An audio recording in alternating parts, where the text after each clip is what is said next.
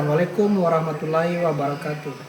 Kami dari kelompok 10 akan memaparkan materi tentang transducer dan sensor dari mata kuliah elektronika digital dari dosen pengampu Abdul Sahir SPD MPD.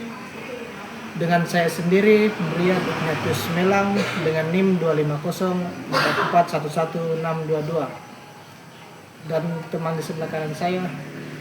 Perkenalkan, nama saya Keila Nurul Aini dengan NIM 250441130. Dan saya Arwinda dengan NIM 25044111147. Ya oke, langsung saja ke materinya.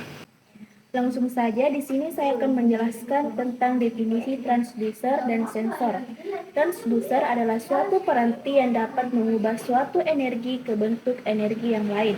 Transducer bekerja dengan menerima sinyal masukan berupa energi fisik seperti panas, optik, atau kimia. Kemudian mengonversinya menjadi sinyal keluaran berupa energi listrik seperti arus listrik, beda potensial, atau perubahan tekanan. Kemudian, sensor adalah suatu perangkat yang berfungsi untuk mendeteksi perubahan pada besaran fisik seperti tekanan, gaya, listrik, cahaya, gerakan, kelembaban, suhu, kecepatan, dan fenomena lingkungan lainnya.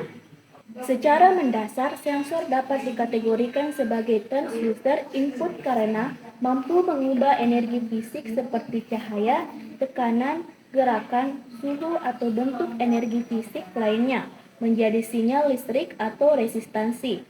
Sinyal tersebut kemudian dapat dikonversi kembali menjadi tegangan atau sinyal listrik yang dapat diproses lebih lanjut.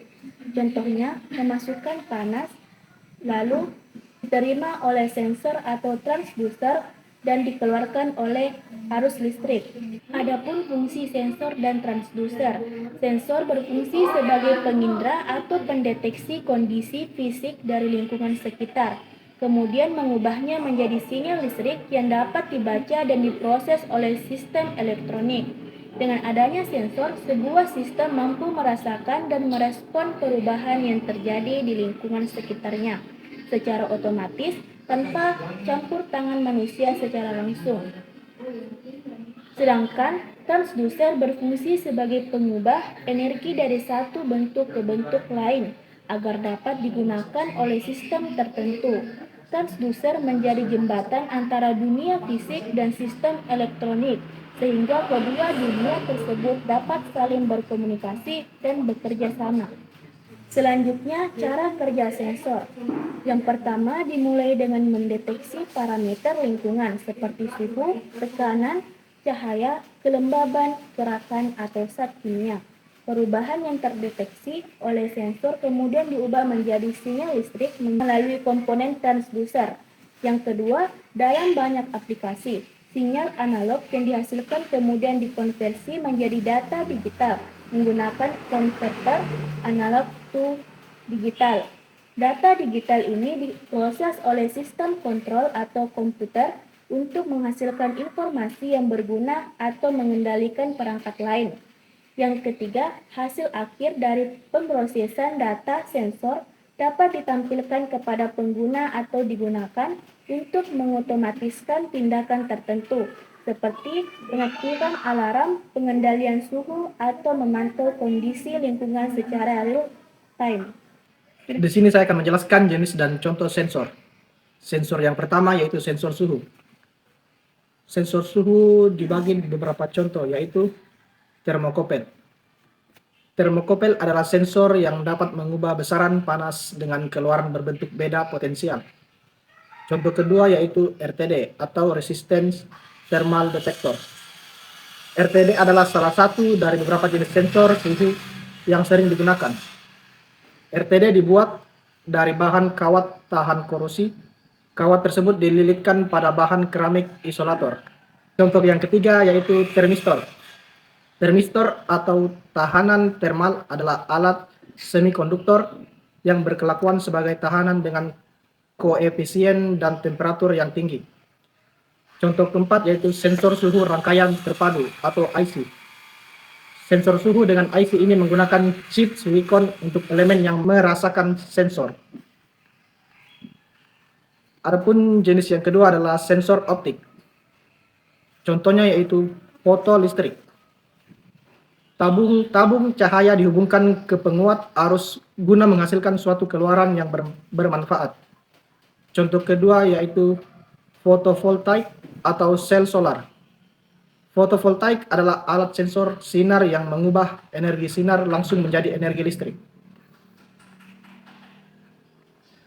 Contoh yang ketiga yaitu fotodioda. Fotodioda digunakan untuk mendeteksi intensitas cahaya dan mempunyai sifat yang linear. Contoh yang keempat yaitu LDR atau Light Dependent Resistor. Transducer yang resistensinya dipengaruhi oleh cahaya. Di tempat yang gelap resistensinya tinggi, di tempat yang terang resistansinya menurun. Jenis yang ketiga yaitu sensor mekanis. Contohnya yaitu sensor tekanan. Sensor tekanan mengubah tegangan mekanis menjadi sinyal listrik. Yang kedua, transducer untuk mendeteksi pergeseran akibat gaya.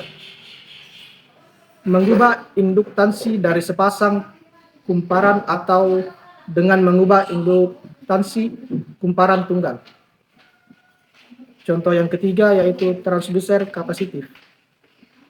Memanfaatkan perubahan kapasitas. Yang keempat, transducer perpindahan menggunakan resistensi terubah, yaitu harga resistensinya berbanding lurus dengan arus.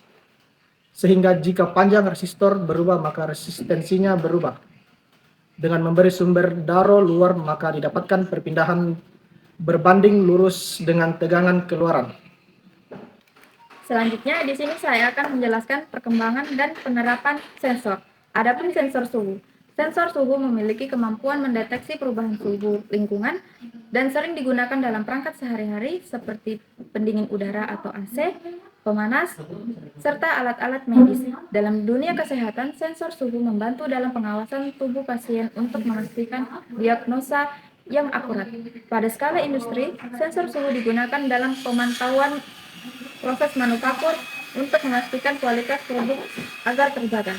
Selanjutnya ada sensor cahaya. Sensor cahaya berfungsi mendeteksi intensitas pencahayaan.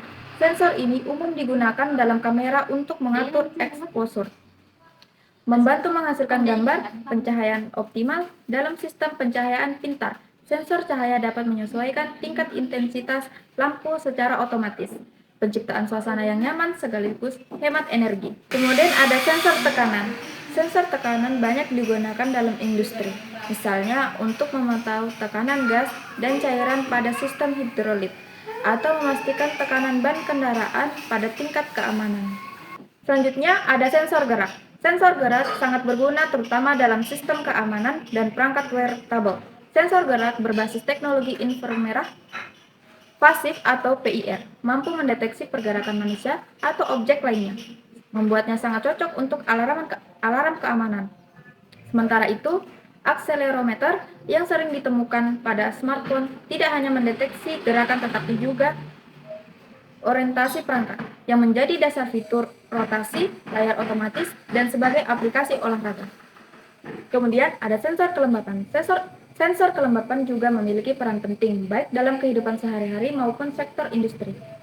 Dengan menggunakan teknologi seperti hygrometer atau sensor kapasitif, sensor ini dapat memantau tingkat kelembapan udara di lingkungan rumah, laboratorium, hingga kapasitas penyimpanan barang. Kemampuan ini memastikan kondisi lingkungan tetap terkendali, yang penting dalam penyimpanan produk sensitif seperti obat-obatan atau makanan. Selanjutnya ada sensor proximity.